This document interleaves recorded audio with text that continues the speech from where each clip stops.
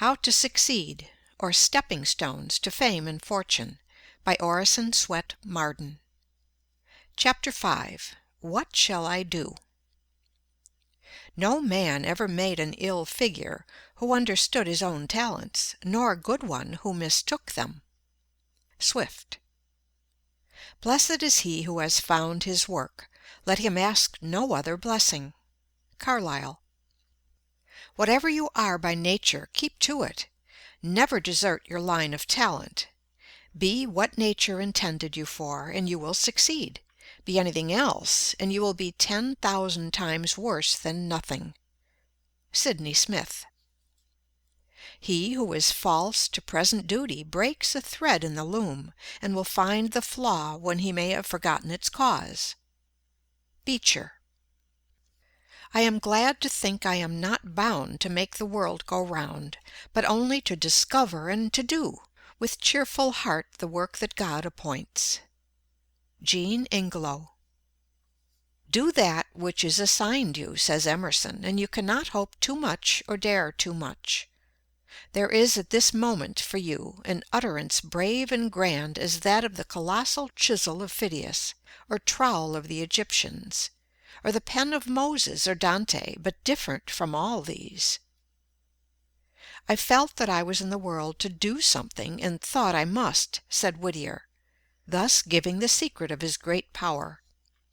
It is the man who must enter law, literature, medicine, the ministry, or any other of the overstocked professions, who will succeed. His certain call, that is, his love for it, and his fidelity to it, are the imperious factors of his career. If a man enters a profession simply because his grandfather made a great name in it, or his mother wants him to, with no love or adaptability for it, it were far better for him to be a day laborer. In the humbler work, his intelligence may make him a leader. In the other career he might do as much harm as a boulder rolled from its place upon a railroad track, a menace to the next express.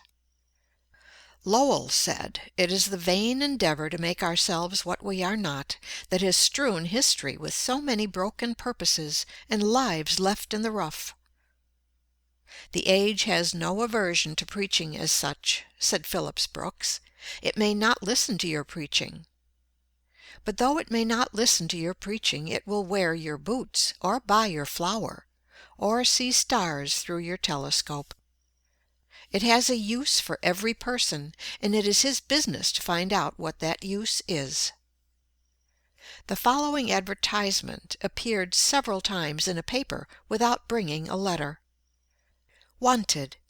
Situation by a practical printer, who is competent to take charge of any department in a printing and publishing house. Would accept a professorship in any of the academies.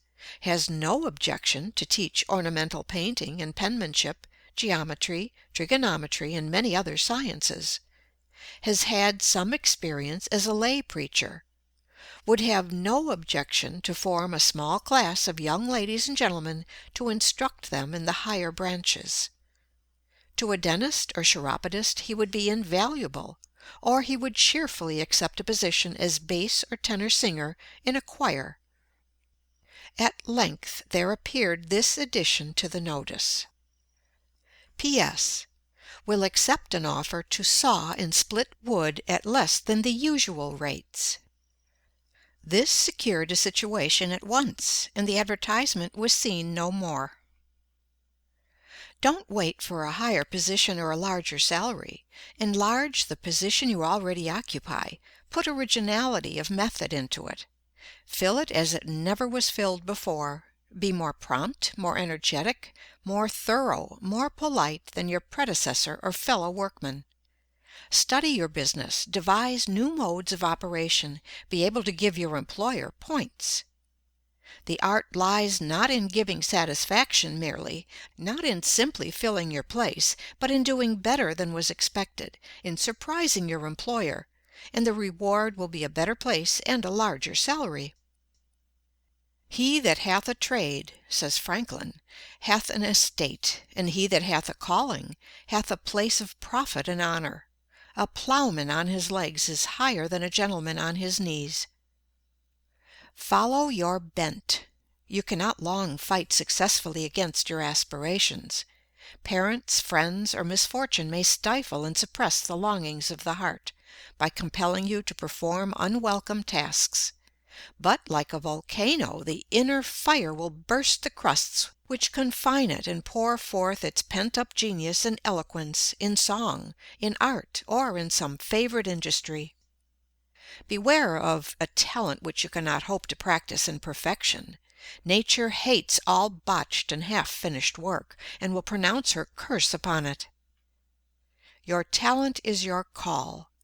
Your legitimate destiny speaks in your character. If you have found your place, your occupation has the consent of every faculty of your being. If possible, choose that occupation which focuses the largest amount of your experience and tastes. You will then not only have a congenial vocation, but will utilize largely your skill and business knowledge, which is your true capital. There is no doubt that every person has a special adaptation for his own peculiar part in life. A very few, the geniuses we call them, have this marked in an unusual degree and very early in life. A man's business does more to make him than anything else. It hardens his muscles, strengthens his body, quickens his blood, sharpens his mind, corrects his judgment, wakes up his inventive genius, puts his wits to work, starts him on the race of life, arouses his ambition, makes him feel that he is a man and must fill a man's shoes, do a man's work, bear a man's part in life, and show himself a man in that part. No man feels himself a man who is not doing a man's business. A man without employment is not a man. He does not prove by his works that he is a man.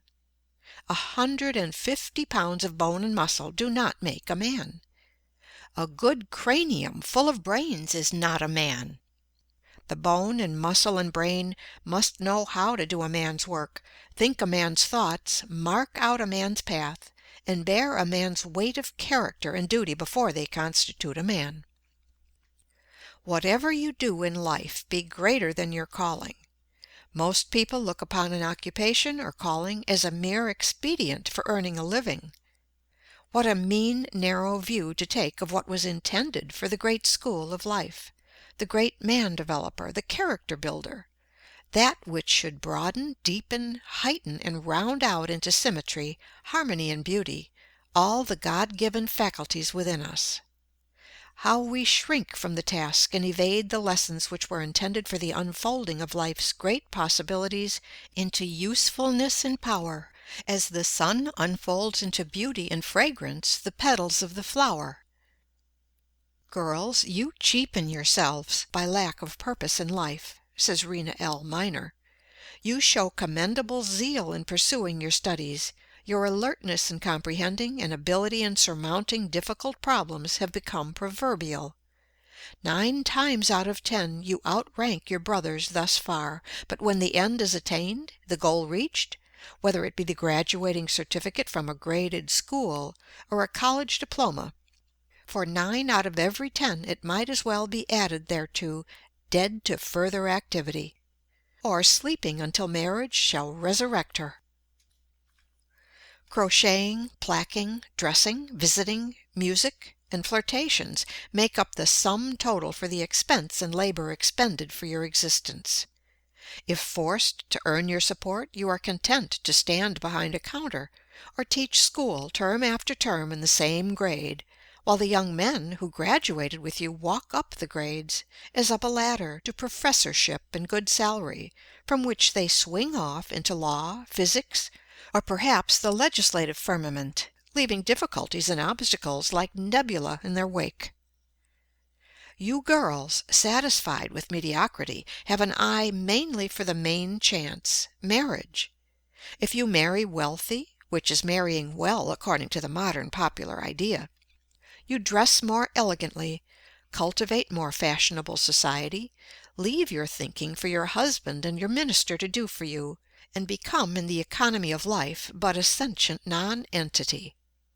If you are true to the grand passion and accept with it poverty, you bake, brew, scrub, Spank the children and talk with your neighbor over the back fence for recreation, spending the years literally like the horse in a treadmill, all for the lack of a purpose.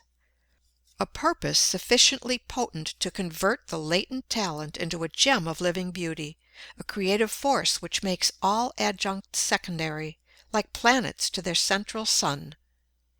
Choose some one course or calling and master it in all its details. Sleep by it, swear by it, work for it, and if marriage crowns you, it can but add new glory to your labor.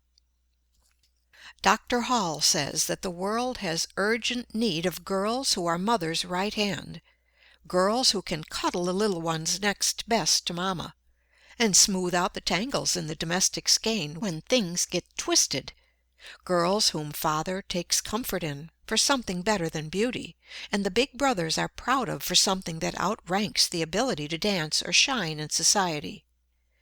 Next, we want girls of sense. Girls who have a standard of their own regardless of conventionalities, and are independent enough to live up to it.